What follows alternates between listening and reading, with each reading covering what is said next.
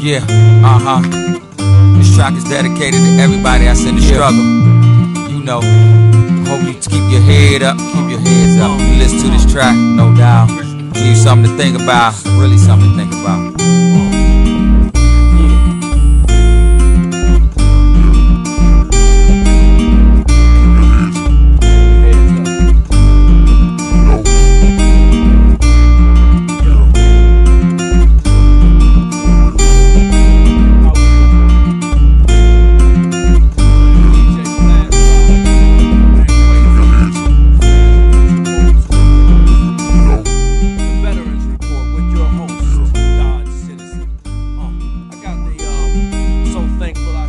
Track playing in the background today on the intro. Song composed, executed, put together by your man here, Maestro and the Dodge City Orchestra. Yeah. It's called So Thankful I Survived. So thankful I. Let's see if I can get that. So thankful I survived. I can't get it right now. I'll get it for you. Hold on. Anyway, the song is So Thankful I Survived, and that's the hook right there that you're hearing with the bass. Yeah. I love this song because it just takes me back to a place. Reminds me to remember certain things. Like I said, I'm the original 202 Dodge City, so I'm born and raised in Washington, D.C. Got my start at St. Anne's Infant Maternity Home. Was there for 3 years, and then I moved uptown to Shepherd Park, to the Theodore Moses and Thelma Elizabeth Jones home, where I was the third or the fourth of 4 siblings. Whenever you see me, I'm representing my brother, my sister Leslie Denise Jones, now Gaskins. Yeah. Lift the mic up. Turn it around. Turn the mic around. Yeah. Yeah. Much better signal. I'm gonna take this back. A little background about your host right here. We're gonna take this back again. This song is called So Thankful I Survived. Yeah, This track is dedicated to everybody that's in the struggle. You know. Yeah. Produced by me, Maestro, the Dodge City Orchestra. Listen to this track, no doubt. Yeah. Give you something to think about. Again, I want to tell you a little bit about Dodge Citizen, the Veterans Report. So I told you about my sister Leslie Denise Jones, now Gaskins, because she's married to a cool dude named Reg Gaskins. My brother Trevor, what's your middle name? Martin Jones, born and raised in D.C., now representing in Cleveland. His birthday was yesterday. Next to my dad, my brother is the #1 cat I used to look up to as a young one to see this is how I want to be. When I was a little kid, when I become a big kid, I want to look like Trevor Martin Jones, my brother, Big Trev. Shot goes out to Trevor Jones on the day after his birthday celebration. His lovely family in Cleveland. Brother that showed me the way, how to be a young man. Yeah. It's a Veterans Report with your host, Dodge Citizen. In a reflective mood right now as we listen to the background treatment. Song called So Thankful I Survived. Composed and written by your host. Yeah. So Thankful I Survived. Meditate on the groove. Listen to the bass. Listen to the guitar licks. Close your eyes. Meditate on that groove. You might be thankful that you survived as well. Yeah. Yeah.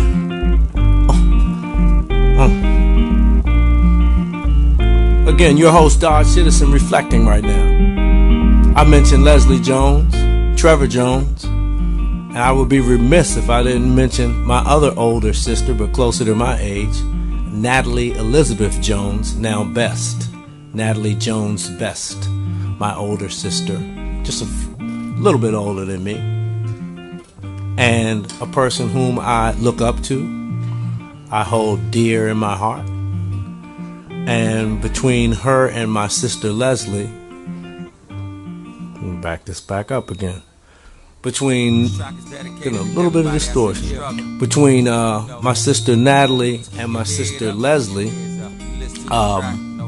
I'm thankful to Almighty God for them because they embody and reflect the spirit and the beauty and the spiritual resilience and the familial representation of everything that my mother represented when I was looking up to her as I matriculated through my formative years in this life. So when I look at Leslie and Natalie, I thank Almighty God because I see Thelma Elizabeth Jones. And all of my siblings do a really great job of embodying and reflecting the values and mores that my parents, to their credit, inculcated within our home and within our family and within the communities that they touched. And when I look at Leslie and Natalie and Trevor, I thank God because my father has passed. My mother is still fighting the fight, although she's impaired. But Leslie and Natalie, no disrespect to Trevor, but Leslie and Natalie, because they're females, they just remind me of the great Thelma Elizabeth Jones, who, when I was a 3-year-old foster care child, embraced me and became a mother to a motherless child and refined me and educated me and grew me up in this household in cooperation with my dad to give you who I am now. The good parts. The other stuff we blame on the world. We blame on the world.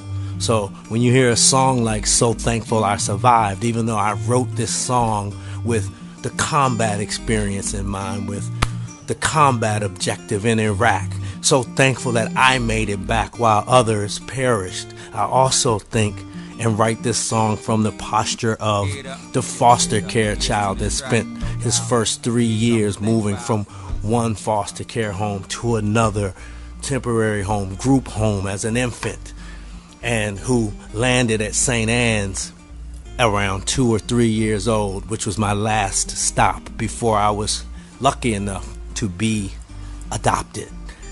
And I came to the Theodore Moses Jones and Thelma Elizabeth Jones home in Washington, D.C., and I had 3 siblings. They already, Leslie, Trevor, and Natalie were already there. And then I just fit in. And by the grace of God, I spent my entire adolescence in a loving, warm, firm resting place, if you will, of a home with, most people wouldn't have known that I was adopted if they weren't told. That's how close we were. We even looked alike, my siblings. And to their credit, when you see me, the good parts of me at least, hold on. If you see some of my temper, I can blame a little bit of that on Trevor. Trevor has a little bit of a temper sometimes, although he's a peaceful warrior now. So again, this is the original 202 Dodge City Son in a reflective temperament and disposition today. This is the Veterans Report with your host, Dodge Citizen.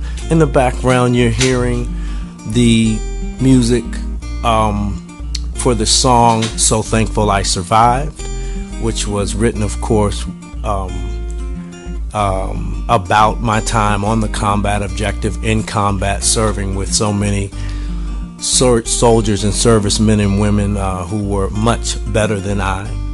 Some of us made it back, some didn't, and the ones that I was connected to that didn't make it back have lived with me and been a part of my journey as I try to move forward, hold my head up, and move on in this life. Again, this song is called So Thankful I Survived. I attempted to reference the hook. Couldn't get it before. I was off key. Again, we'll take it back one more time. Again, this is your host, Dodge Citizen, in a reflective mood today. Wanted to let you know that today, give you a little bit more background about me. I told you about my lovely siblings, my mother and father. I'm going to tell you a little bit about my military career. When I first entered the Army, I was, if you can imagine, as slim as I am now. I weighed 20 pounds lighter. I was 25 pounds lighter. And when they had the 2-mile run, I used to do that run and come back faster than anybody. I wasn't sweating, wasn't hardly breathing hard. And then a colonel tapped me on the shoulder and said, "What is your name?" And I tightened up, and I was a young guy. I think I said, I'm Private Jones, sir. I don't know if I saluted him or not, if I knew to salute. And he said, "Do you run like that all the time? You ever been on a track?" And I said, "No, sir." "What unit are you?" And he hit me with, okay. Being rude right now, I have a super duper special guest. I'm going to introduce that person shortly, and I'm going to tell you why she's here and how her being here ties into this story I just told you about the 2-mile run. And long story short, that guy's name was Colonel Campbell, Colonel Charles Campbell, and this had to have been in around 1991 or something. Right around there, maybe before that. 1991, D.C. National Guard. If you're out there or anybody remembers Colonel Fulberg, Colonel at that time, he may have went on to be a general.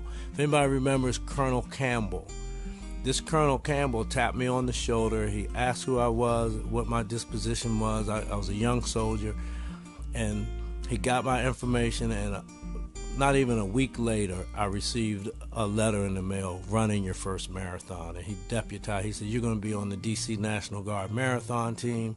And this Colonel Campbell, Charles Campbell, if I had my druthers, I would call him now, because as a person who has matured and been through some experiences and vicissitudes in this life and in the uniform, it resonates with me to reach out to that gentleman and tell him thank you. But my point is, I joined the marathon team. I started competing in marathons. I became an elite distance runner.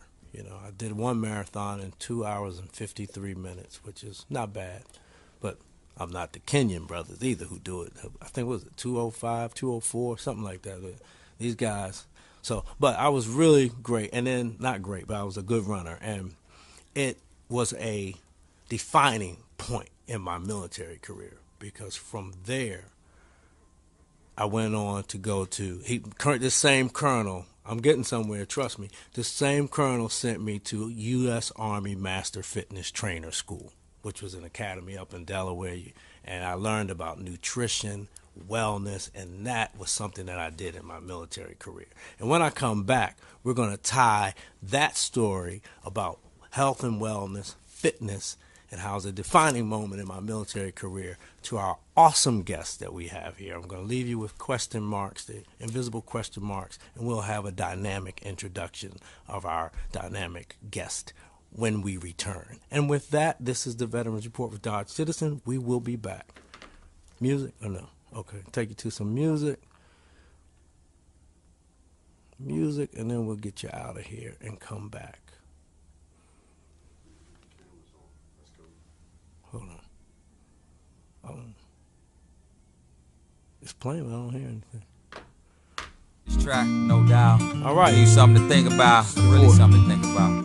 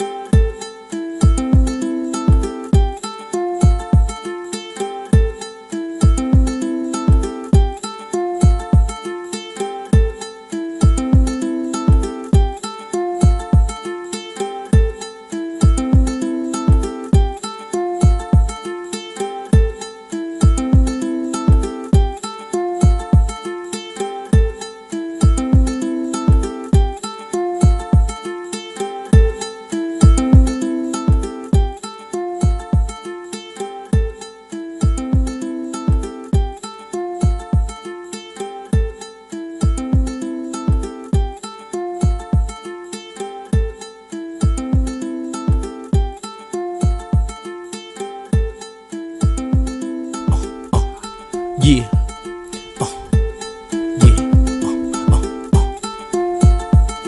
Yo, check me out now. Yo, it's the original 202 Dodge City, son.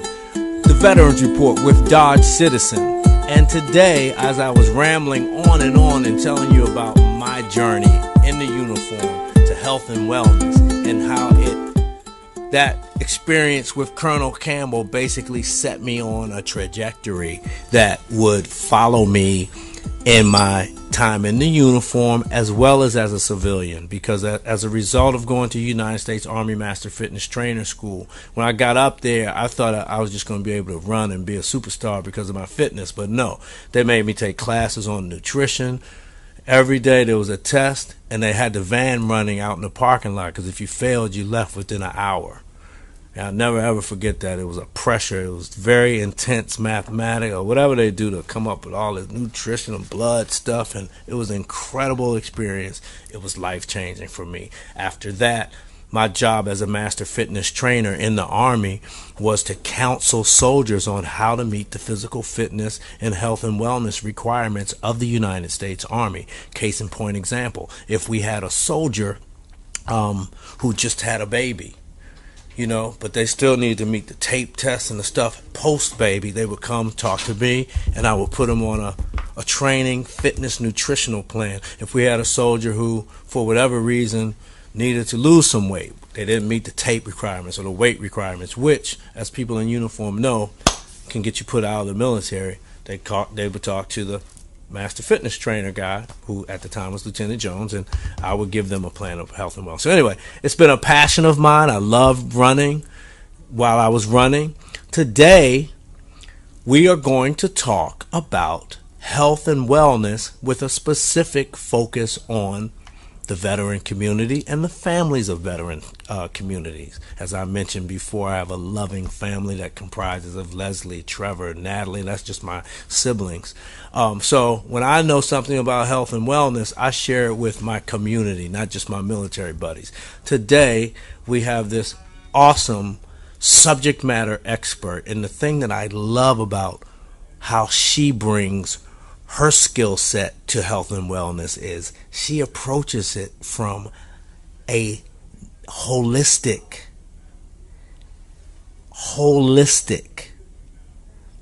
posture.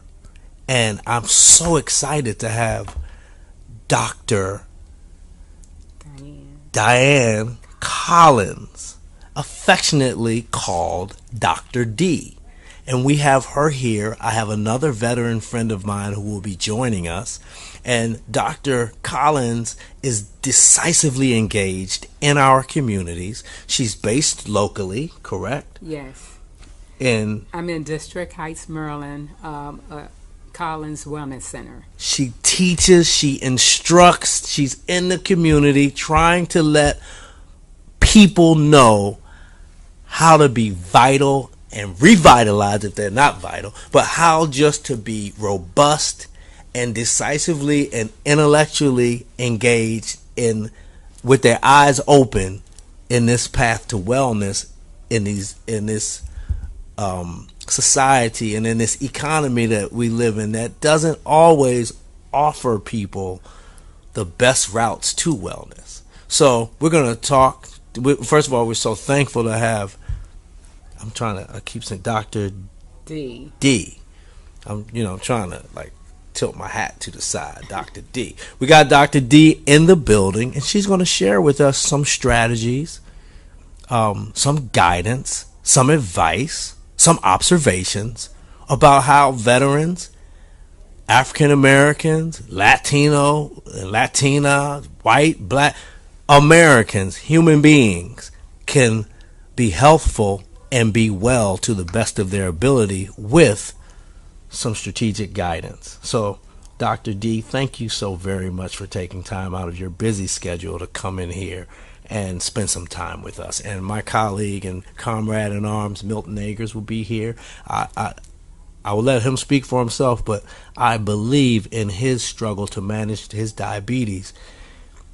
Although it wasn't from you, he's had some experience in the holistic thought community.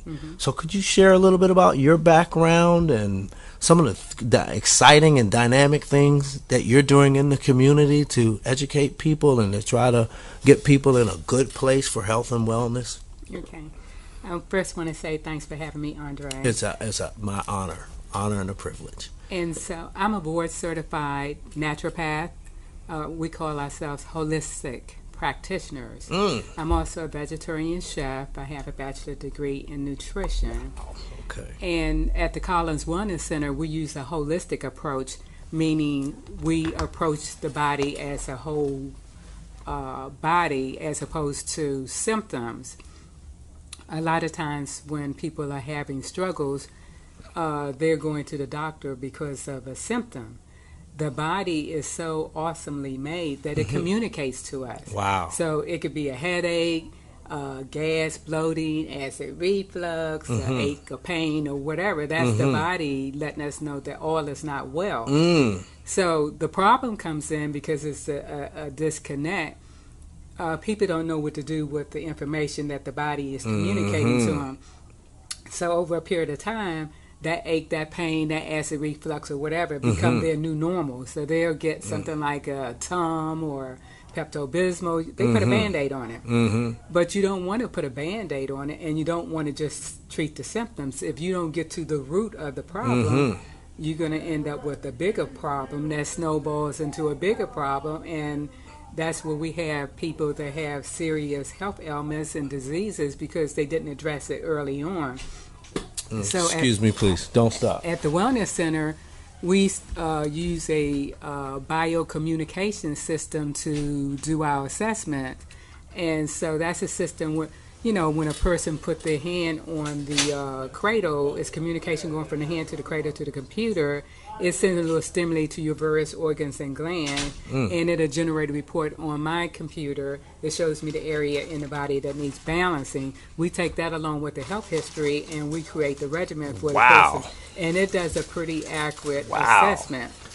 And so, so we like to get to the root of the matter. So over the past couple of years, I have a partner organization called Black Women Health Imperative.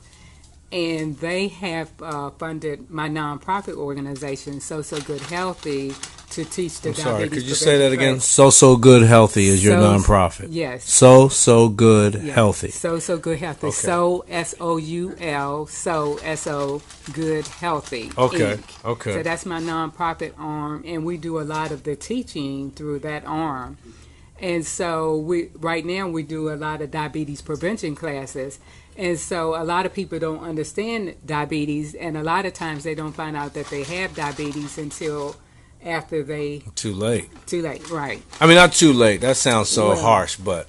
I call it cross the waters. Yes. So a lot of people don't understand how our food process. So when we eat our food, it's taken in through the mouth and it's broken into many components, one being glucose. The blood takes the glucose throughout the bloodstreams to the cells, but the cells are very selective in what it lets in. It doesn't automatically let those nutrients in. So the cell have a door, and the door has a key. Insulin is the key to open the door, which is made in the pancreas. So if the pancreas is not producing insulin sufficiently enough or not producing enough insulin, that's when the doctor tells the person that they have diabetes. But if the glucose stay in the bloodstream, then that affects all your organs and joints. You can have complications with diabetes. Like a lot of people don't realize, if you have high blood pressure, high cholesterol, you're overweight, you have a family history of diabetes, had gestational diabetes over the age of 45, all of those put you at risk for getting diabetes. So sometimes when we asking the person, you know anybody that's borderline diabetic, and you could be looking at the person and see that they exhibit a lot of the symptoms, and it goes right over their head. But they don't even know they one ham sandwich away from a heart attack. Exactly. It's like, let me stop. It's not funny. All right, hold on. Listen, we're going to go to a break. You can see just the information and the energy just coming out. I should be charging y'all for all this subject matter expertise that's being leveraged here about health and wellness from a Say that word, because I don't. Holistic. I know that one. That you're a naturopath. Naturopath. Holistic. Anyway, engineer's telling me to take us out. You remember this song? One of my favorite songs. This music is up now. No sound, no signal. This is Call My Name.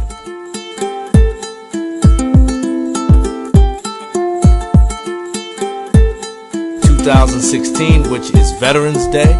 Call My Name. I wanted to talk about health and wellness. I telephoned my soldier buddy Milton Agers, who will be on the camera when we come back from the break, and Dr. D in full effect mode, enlightening, illuminating, and letting us know how to live right, and live well. We're going to go to a break. Call My Name.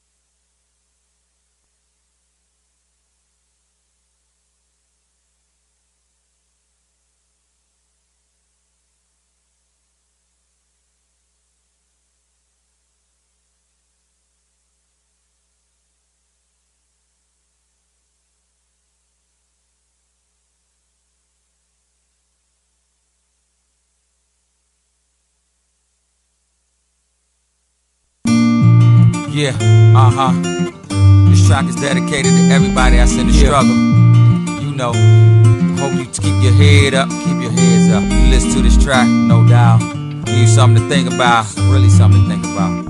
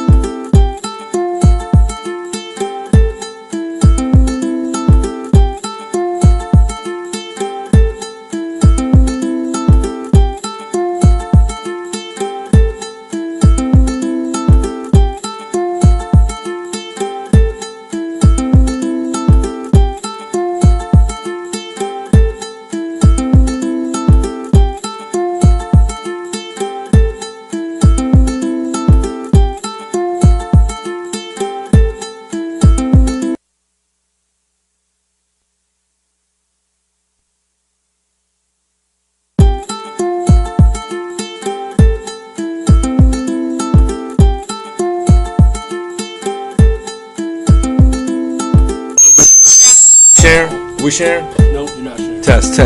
Come on.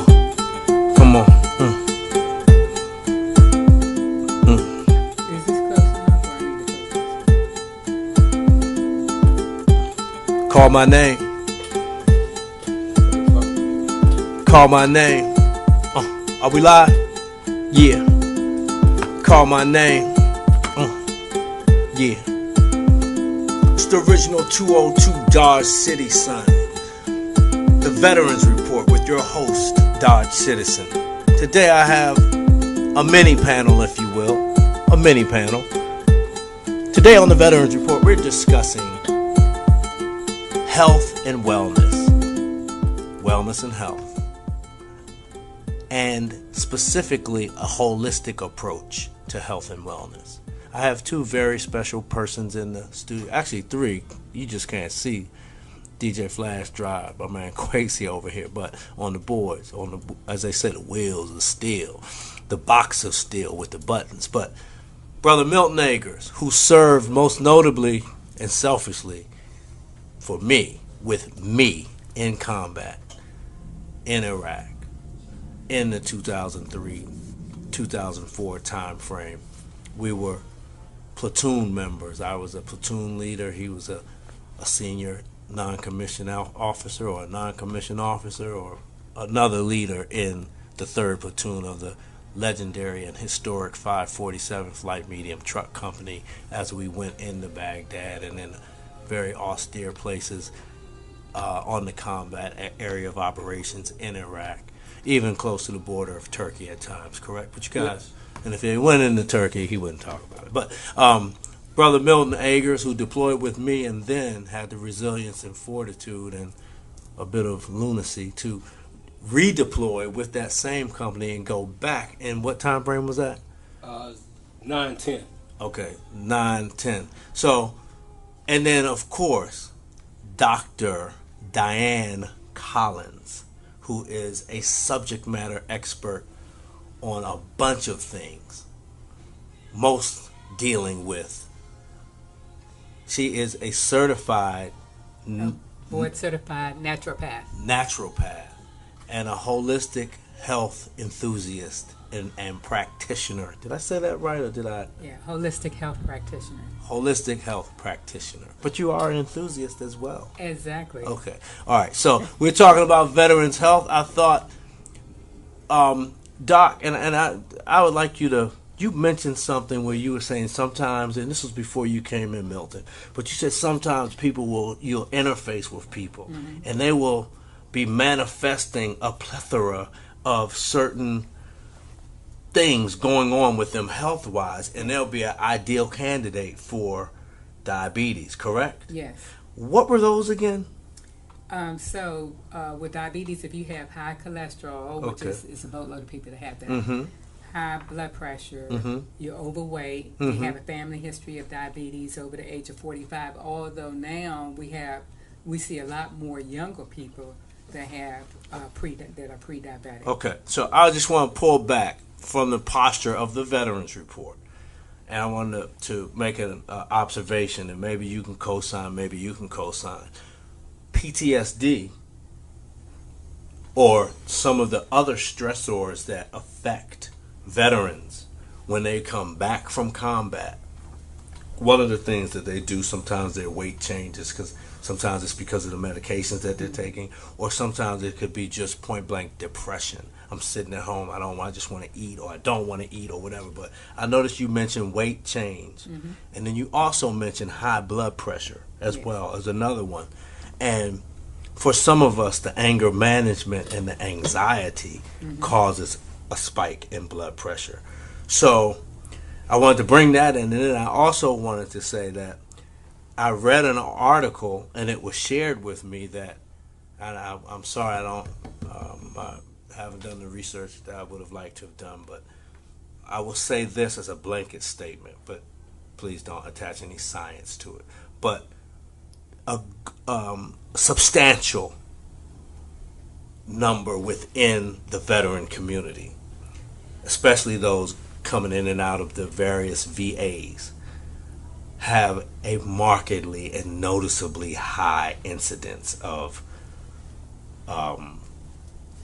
diabetes, a high rate of diabetes among veterans, and many of them, as you know all too well, even have the amputation. So I go there and I see older veterans, and I ask them, like, the guy might look like he was a Vietnam era guy, and I say, hey, did that happen in combat? He said, no, it was my diabetes. There's a lot of guys and gals in the VA. So today I just wanted to, we're going to talk back. Brother Agers, without getting too personal, if you feel comfortable, have you struggled with any diabetes, blood, sugar type stuff? And if you have, or even in other stuff, knees, holistic, we've had some offline conversations about wanting to try to pursue healthy ways to try to combat and manage wellness issues. So I'd like you to ruminate and think about that. And could you just talk a little bit about your experiences, military, post-military, health, otherwise? Well, as you said, some of the problems with veterans when they return, one of the biggest things with diabetes is there's so many things associated with diabetes that you're unaware that are unhealthy for you, which medicine or food that's healthy for other people, even natural fruit or juices that you think on the shelf, or even banana, oranges. Yeah, banana has like 25 grams of sugar. You think that you're doing something good for you, and you find out banana's not good for you, or even pineapple. And of course, because we're veterans, we indulge in things that are bad for us, that would be bad for anybody. Heavy drinking, alcohol. Alcohol has a great deal of sugar in it, but we begin to self-medicate with things, and we'll say, well, that's legal, so that should be okay for me to do. But those are things that are very bad for veterans and very bad for diabetes. I'll just stop there. And don't forget to do a camera check from time to time. Everybody wants to see your pretty face. But Doc, does anything that the brother just mentioned, like the banana, because that's something that I always thought if I eat fruit, apple a day and all that. Right. But for some people, if they eat the banana, right. So some fruit has have a low fiber content. So fiber is the element that slows down how fast the sugar go into the bloodstream. So something like grapes have very little fiber. So when you eat it, it spikes your blood sugar just like that. And then something like an apple, because it has fiber, can slow down the transit time a lot slower. But usually people that have diabetes, they'll say, it's better to eat the berries, the fruits that's in that berry line. Oh. But the other thing is that type 2 diabetes is diet induced. And meaning that you get it from eating poor quality foods or the wrong quality food, and it can be corrected. The program we teach a curriculum through the Center for Disease Control and Prevention is a proven curriculum and evidence-based. And so when you implement the protocols of the program, you can reverse and turn your boat around. It's a lot of people that have diabetes, they're getting, when I talk to people and say, they tell me they have diabetes for 10 years, so that automatically tell me that they're doing something wrong, because when you catch it early on, like the person borderline, you could very easily turn their boat around. I had one participant, she's actually diabetic, where she was diabetic when she started the program. Her glucose number was like 7.6. I spoke to her yesterday, and her glucose number is 5.6. So, and she's lost a lot of weight. So it has dropped drastically. And so, but she's been very committed to implementing the program, and the classes empower you because it teaches you, the foods that you should eat. You learn how to read the labels. You learn about physical activity. You learn about emotional eating. All of the behavior patterns that cause you to fall into improper eating or emotional eating. And so we have had a lot of success with the classes, and we're trying to reach more and more people because diabetes is at an epidemic in our community. It's over 74,000 people in PG County that have diabetes, and so. And let's be clear: somebody's making money off of people not being well. Yes. So it's not a conspiracy theorist, but it's a fact. You know? Right. So we're trying to get them before they, I call it, cross the border. Is a lot of people on this side that already exhibiting the symptoms, but they're not connecting to the fact that they're exhibiting the symptoms, or they just think, okay, well, it's just going to magically go away. But if you're not proactive, you can cross over very quickly and end up, like you say, with complication because it affects your nerve. I run into a lot of people that have nerve damage. They have the tingling in their feet and their hands. Even sometimes your tongue, your organs are impacted. Your digestive system is impacted. Your heart, it puts you at risk for a heart attack and stroke. So, so many systems is tied into that system. So you want to make sure that you're proactive in doing some prevention to make sure that you don't end up a statistic. Wow, that is, yes indeed. Okay. Oh, okay. I guess to remember to look. I think what you said is also important. How the industry makes so much money from not curing diabetes. They much rather, like I said, I'm not a conspiracy person either, but they much rather continue to treat you as opposed to trying to cure you or explain to you exactly what you shouldn't have. When I was diagnosed, the most confusing part was people always say, well, you need to lose weight. I've never been a big person, so that certainly didn't apply to me. I didn't need to lose any weight. It was just, my diet was just, so many things turn into sugar after you eat them. And who knows that? I mean, a lot of people just, I was mentioning when I went to this, U.S. Army Master Fitness Training School. Right, and I thought it was going to be, because I was so fast, I was just going to be able to go up for 2 weeks and run and do jumping jacks. But when I got there, they were like, no, you have to study nutrition. You have to be able to advise people about dietary stuff.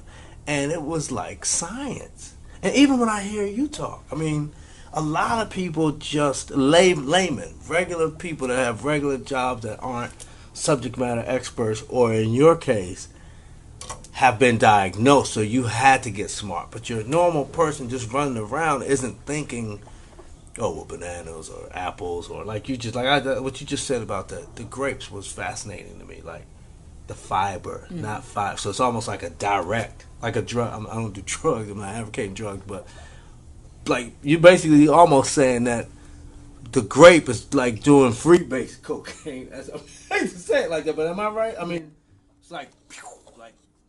So, a lot of people just don't know that. Okay, well, look, we're about to hit another break here. Call my name. It's focused on prevention. We're talking about health issues. Did you know that losing weight and eating healthy will prevent all types of health ailments? We're Did you know that high blood pressure, high cholesterol, in our communities, family specifically history, how it affects veterans, but put you at risk for the micro pre-diabetes as well as the macro, and other chronic everything diseases? does. Well, the Collins Veterans Wellness Report Center with is your having host, Scott classes Citizen. that will We're going help to go to a prevent break with the Call My Name song.